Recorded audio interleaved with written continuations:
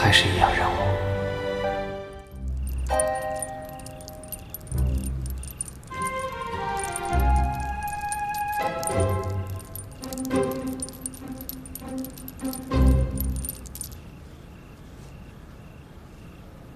这是要修一条龙吧？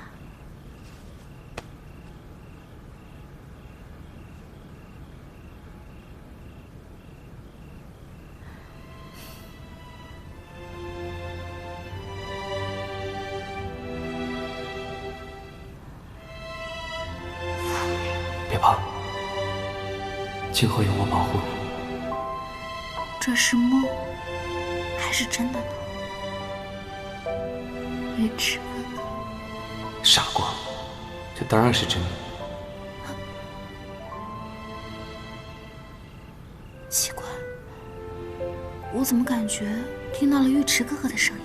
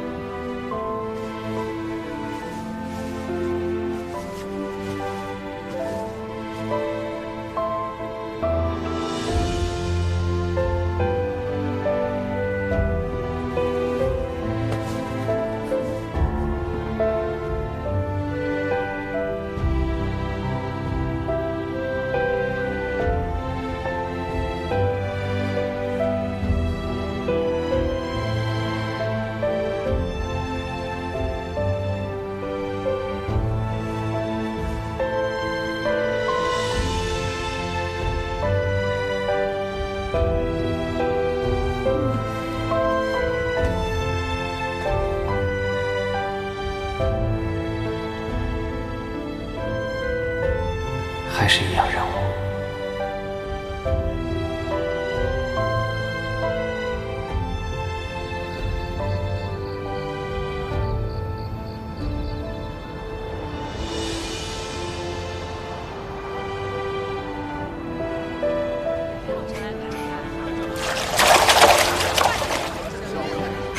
快来看一看呀，新鲜的鱼，今天打捞上来的。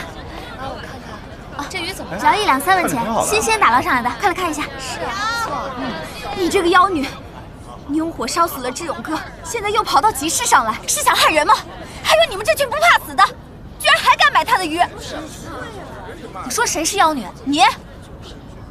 好，如果我是妖女的话，我今晚就用妖火焚了你。你要是明天还活着，就证明我不是妖女。